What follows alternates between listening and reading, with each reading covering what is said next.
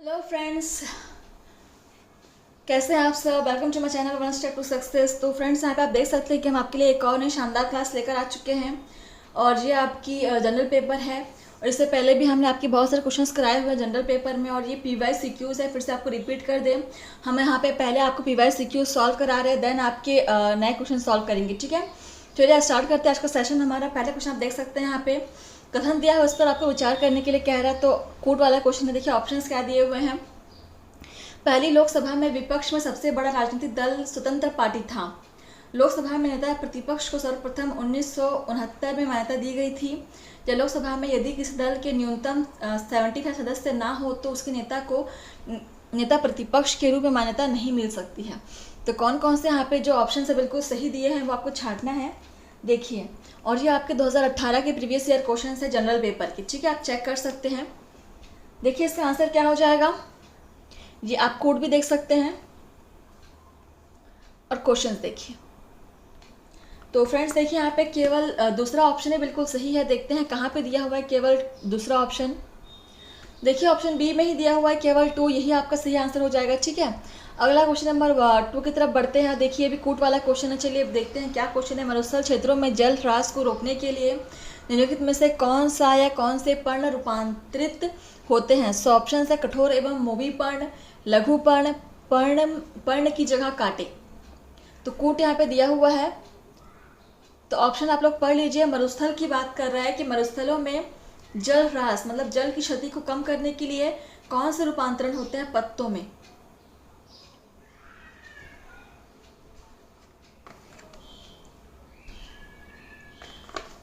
देखिए आप कोड देख लीजिए। तो फ्रेंड्स देखिए यहाँ पे ऑप्शन 1, 2, 3 तीनों ही सही है। ठीक है, तो यहाँ पे दिख रहा है मुझे ऑप्शन डी ही, तो option D correct. Question number 3 देख लीजिए, यहाँ पे ये भी कोट वाला क्वेश्चन है। तो ऑप्शंस मतलब क्वेश्चन देखते हैं। NSSO के 70वें चक्र द्वारा संचालित कृषक कुटुंबों की स्थिति का आकलन सर्वेक्षण के अनुसार निम्नलिखित कथनों पर विचार कीजिए। सो ऑप्शंस है राजस्थान में ग्रामीण कुटुंबों में कृषि कुटुंबों का प्रतिशत सर्वाधिक है। देश के कुल कृषि कुटुंबों में 60% से कुछ अधिक OBC के हैं। या केरल में 60% से कुछ अधिक कृषि कुटुंबों ने यह सूचना दी कि उन्होंने अधिकतम आय गैर कृषि स्रोतों से प्राप्त की है। ठीक है, देखिए अब कोट भी यहाँ पे दिया हुआ है। अब आप देखिए ऑप्शंस देख लीजिए और क्वेश्चन भी देख लीजिए।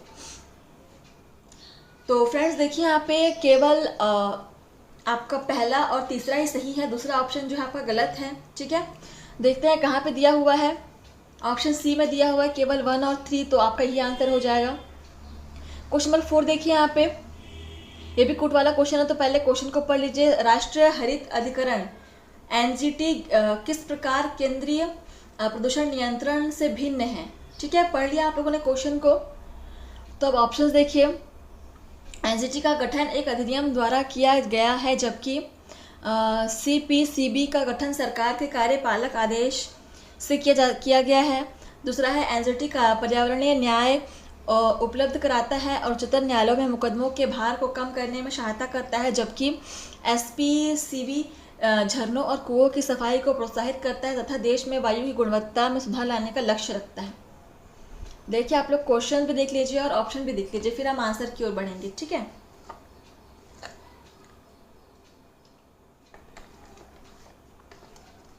तो देखिए आप लोग एक बार कोड को भी देख लीजिए।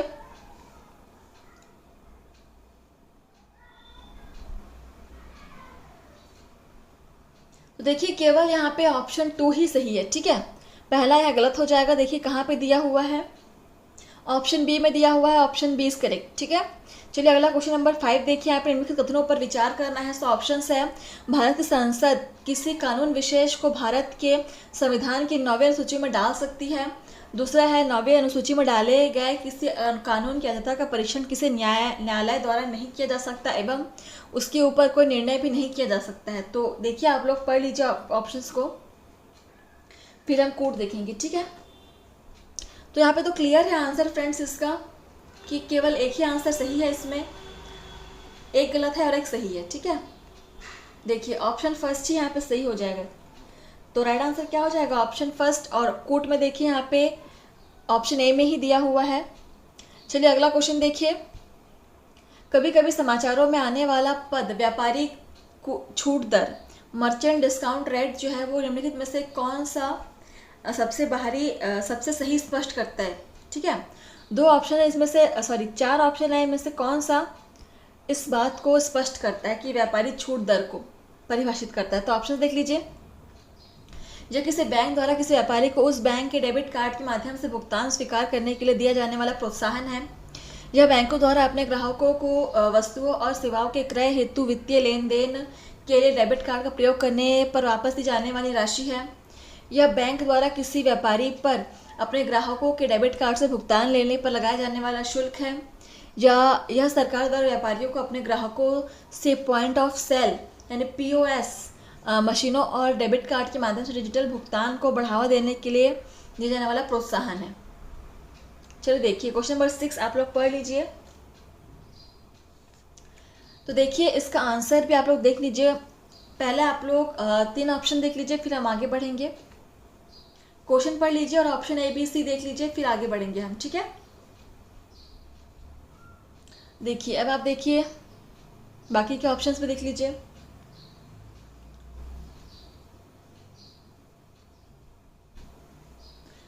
फ्रेंड्स आप लोग क्लास को सब्सक्राइब करना मत भूलिएगा, जितना हो सके चैनल को शेयर कीजिए जो भी हम BPSC की तैयारी कर रहे हैं। ठीक है, और सेल्फ स्टडी बिल्कुल भी आप बंद मत कीजिएगा, सेल्फ स्टडी बहुत इंपॉर्टेंट है। देखिए इसका राइट आंसर क्या हो जाएगा, C हो जाएगा। ठीक है, ऑप्शन C इज करेक्ट। इसको आप नोट डाउन कर सकते हैं कि व्यापारी छूट दर से क्या मतलब होता है इसका। चलिए अगला क्वेश्चन देखते हैं हम। 7 किसी देश के नाभिकीय पूर्तिकर्ता समूह सदस्य बनने का क्या परिणाम है। तो ऑप्शन है इसकी पहुंच नवीनतम और सबसे कुशल परमाणु प्रौद्योगिकियों तक हो जाएगी, या यह स्वमेव नाभिकीय आयुध अप्रसार संधि का सदस्य बन जाता है। तो कोड यहाँ पे दिया हुआ है, आपको आंसर करना है क्वेश्चन नंबर 7। तो देखिए यहाँ पे केवल ऑप्शन एक ही सही है। ठीक है, दूसरा जो ऑप्शन है वो गलत है। तो कोड में भी यहाँ पे दिया हुआ है ऑप्शन फर्स्ट में है कि केवल एक, तो option A he is correct. चलिए अगला क्वेश्चन नंबर 8 देखते हैं यहाँ पे। अप्रवासी सत्वों द्वारा दी जा रही ऑनलाइन विज्ञापन सेवाओं पर भारत सरकार द्वारा 6% समकरण कर लगाए जाने के निर्णय के संदर्भ में निम्नलिखित में से कौन से कथन सही है। ठीक है, तो देखिए यहाँ पे ऑप्शंस दिया हुआ है। यह आयकर अधिनियम के भाग के रूप में लागू किया गया है। भारत में विज्ञापन सेवा देने वाले अप्रवासी सत्व अपने गृह देश में दोहरे कराधान से बचाव समझौते के अंतर्गत टैक्स क्रेडिट का दावा कर सकते हैं। कूट हम देखेंगे, पहले आप लोग क्वेश्चन को और ऑप्शन को अच्छे से पढ़ लीजिए, फिर कूट देखेंगे हम। ठीक है,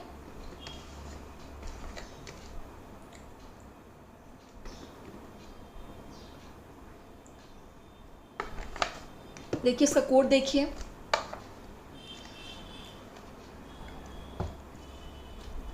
चलिए आंसर कीजिए। तो फ्रेंड्स देखिए यहाँ पे ऑप्शन A और 2 दोनों ही गलत हैं। ठीक है, दोनों में से कोई भी यहाँ पे आंसर नहीं होगा। देखिए किस में दिया हुआ है, ऑफ कोर्स यहाँ पे ऑप्शन D में दिया हुआ है, ना तो 1 और ना ही 2, तो ये आपका सही आंसर होगा। चलिए अगला क्वेश्चन नंबर यहाँ पे देखते हैं 9। निम्नलिखित कथनों पर विचार करना, आपको फिर से विचार करने वाला क्वेश्चन है। ऑप्शंस पढ़ते हैं।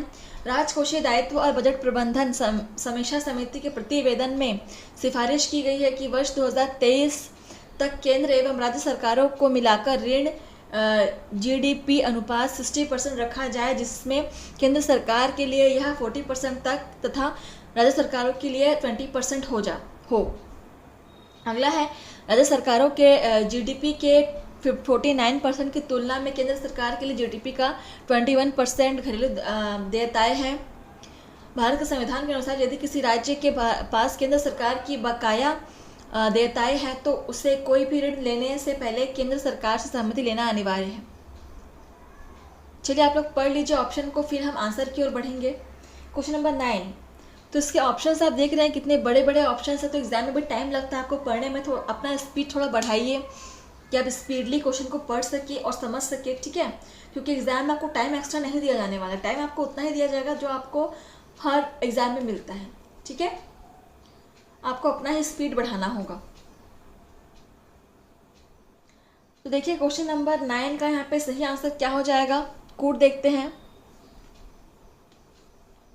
तो देखिए यहाँ पे ऑप्शन नंबर 1 और 3 ही सही होंगे, ठीक है। तो 1 और 3 यहाँ पे सही होंगे, तो दिया हुआ है ऑप्शन सी में दिया हुआ है, ठीक है, केवल 1 और 3। चलिए अगला क्वेश्चन देखते हैं 10 नंबर, ये भी आपका कूट वाला है। देखिए क्या है, पिछले 5 वर्षों में आयातित खाद्य तेलों की मात्रा खाद्य तेलों के घरेलू उत्पादन से अधिक रही है। सरकार विशेष स्थिति के तौर पर सभी आयातित खाद्य तेलों पर किसी प्रकार का सीमा शुल्क नहीं लगाती।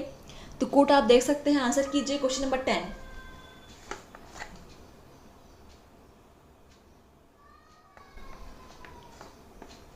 देखिए बहुत ही अच्छा क्वेश्चन है और हमारा केवल ऑप्शन फर्स्ट ही करेक्ट हो जाएगा, ठीक है। तो फर्स्ट यहाँ पे दिया हुआ है ऑप्शन ए में ही केवल 1, ठीक है। अगला क्वेश्चन नंबर 11 देखिए, उन्होंने मैजिनी, गैरिबाल्डी, शिवाजी तथा श्री कृष्ण की जीवनी लिखी। वे अमेरिका में कुछ समय के लिए रहे तथा वे केंद्र सभा सदस्य भी निर्वाचित हुए। वे थे, तो कौन थे वे? तो ऑप्शन से अरविंद घोष, विपिन चंद्रपाल, लाला लाजपत राय, मोतीलाल नेहरू।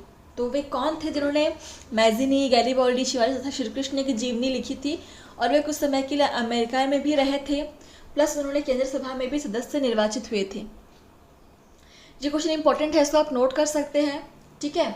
ये आपका प्रीवियस ईयर क्वेश्चन ज़रूर है लेकिन फिर से बनने की संभावना है, इंपॉर्टेंट है ये क्वेश्चन। तो देखिए इसका आंसर हो जाएगा लाला लाजपत राय, तो ऑप्शन सी इज करेक्ट, ठीक है।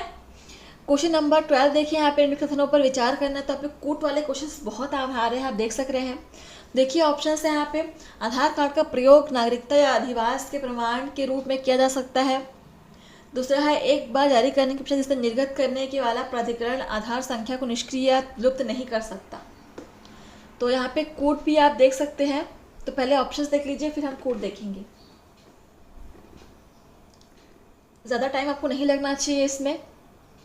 देखिए यहाँ पे ऑप्शन फर्स्ट और दूसरा दोनों ही यहाँ पे गलत है, तो दोनों में से कोई भी सही नहीं होगा। देखते हैं कहाँ पे दिया हुआ है, ऑप्शन डी में, ठीक है, ना तो 1 ना तो 2। चलो अगला क्वेश्चन नंबर 13 देखते हैं। यहाँ पे निम्नलिखित में से कौन से मानव क्रियाकलापों के कारण हाल में बहुत अधिक संकुचित हो गया है या सूख गया है? तो ऑप्शन है अराल सागर, काला सागर या बैकाल झील। तो कोड भी आप देख सकते हैं। तो क्या पूछा गया क्वेश्चन नंबर 13 में कि कौन सा जो है सागर यहाँ पे मानव क्रियाकलापों के कारण अधिक छोटा हो गया है या सूख गया है, संकुचित हो गया है, बोल रहे हैं। देखिए इसको भी आप नोट डाउन कर सकते हैं, इंपॉर्टेंट है क्वेश्चन।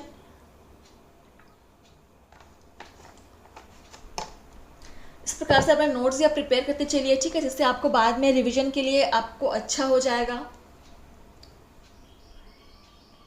तो यहाँ पे देखिए केवल 1, ठीक है, तो जो अराल सागर है वही यहाँ पे आंसर हो जाएगा, ऑप्शन फर्स्ट। तो देखिए ऑप्शन ए में ही दिया हुआ है। चलिए अगला क्वेश्चन देखते हैं, इसको नोट कर लिया ना आप लोगों ने। देखिए 14 क्या दे रहा है, विधि का नियम सूचकांक रूल ऑफ लॉ इंडेक्स को निम्नलिखित में से किसके द्वारा जारी किया जाता है? सो ऑप्शन है एमनेस्टी इंटरनेशनल, अंतर्राष्ट्रीय न्यायालय, संयुक्त राष्ट्र मानव अधिकार आयुक्त कार्यालय या विश्व न्याय परियोजना। रूल ऑफ लॉ इंडेक्स को किसके द्वारा जारी किया जाता है? क्वेश्चन नंबर 14, इसको भी आप नोट डाउन कर लीजिएगा, ये भी इंपॉर्टेंट है क्वेश्चन। विश्व न्याय परियोजना के द्वारा, ठीक है, ऑप्शन डी इज करेक्ट। तो चलिए अगला क्वेश्चन देखिए 15। यहाँ पे निम्नलिखित में से कौन भारत के सभी एटीएम को जोड़ता है? बहुत ही अच्छा क्वेश्चन है ये। ऑप्शन है भारतीय बैंक एसोसिएशन, राष्ट्रीय प्रतिभूति निक्षेप लिमिटेड या नेशनल सिक्योरिटीज डिपॉजिटरी लिमिटेड या national Payments Corporation of India या भारतीय रिजर्व बैंक। तो कौन सा बैंक है जो भारत के सभी एटीएम को जोड़ता है? इसको भी आप नोट डाउन कर सकते हैं अपने नोट्स में, बहुत ही अच्छा क्वेश्चन है, ये पूछा जा सकता है आपको दोबारा से। देखिए ऑप्शन सी हो जाएगा National Payments Corporation of India या भारतीय राष्ट्रीय भुगतान निगम, ठीक है, तो option C is correct. Question number 16 देखिए, कोट वाला है। तो देखिए ऑप्शन क्या है, पूंजी पर्याप्तता अनुपात वह राशि है जिसे बैंकों को अपनी निधियों के रूप में रखना होता है, जिससे वे यदि खाता धारकों द्वारा देयताओं का भुगतान नहीं करने से कोई हानि होती है तो उसका प्रतिकार कर सके। दूसरा है CAR का निर्धारण प्रत्येक बैंक द्वारा अलग अलग किया जाता है।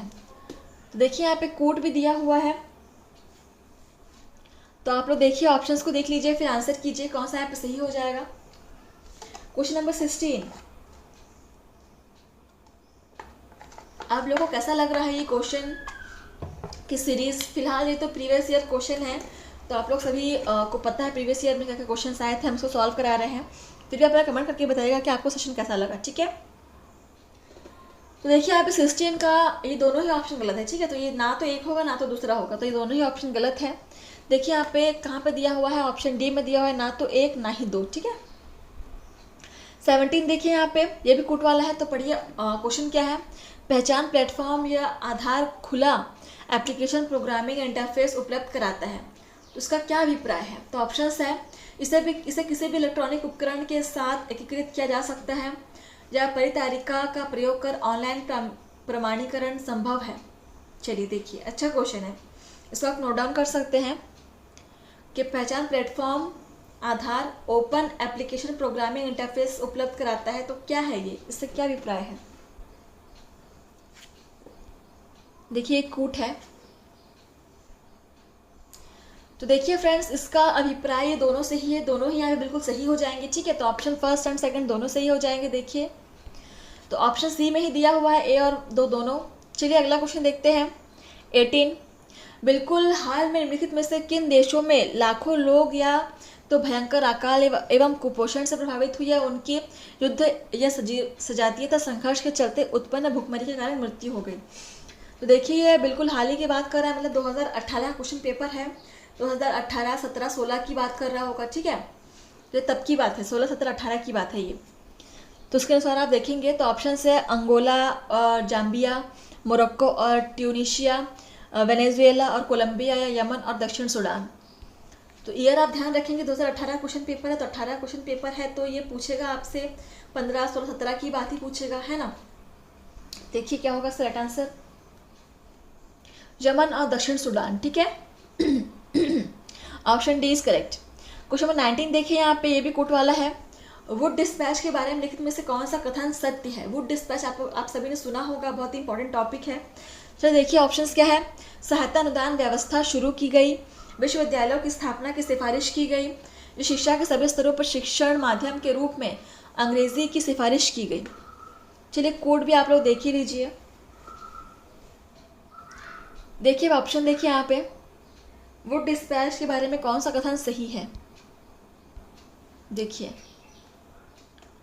तो देखिए सहायता अनुदान अवस्था शुरू की गई भी बिल्कुल सही बात है, और विश्वविद्यालयों की स्थापना की सिफारिश की गई बिल्कुल सही बात है। तो देखिए ऑप्शन ए और दो बिल्कुल सही बात है, लेकिन ऑप्शन तीसरा नहीं होगा, ठीक है। तो 19 नंबर का यहाँ पे ऑप्शन ए ही सही होगा, क्योंकि यहीं पे दिया हुआ है केवल एक और दो। अगला क्वेश्चन नंबर 20 देखिए यहाँ पे, भारत की संसद के संदर्भ में निम्नलिखित में से कौन सी संसदीय समिति इसकी समीक्षा करती है और सदन को सूचित करती है कि जो विनिमय नियम, उपनियम, उपविधि आदि बनाने की शक्तियाँ संविधान द्वारा प्रदत्त है या सदन द्वारा प्रत्यायोजित है, उनका कार्यपालिका द्वारा या प्रत्यायोजनों की परिधि के भीतर उचित प्रयोग हो रहा है? तो ऑप्शन है यहाँ पे सरकारी आश्वानों संबंधी समिति, अधीनस्थ विधान संबंधी समिति, नियम समिति या कार्य सलाहकार समिति। और ये आज का लास्ट क्वेश्चन है फ्रेंड्स, ठीक है। तो आंसर कीजिए, और बिल्कुल आपको क्लास को लाइक शेयर कमेंट करना मत भूलिएगा, ठीक है।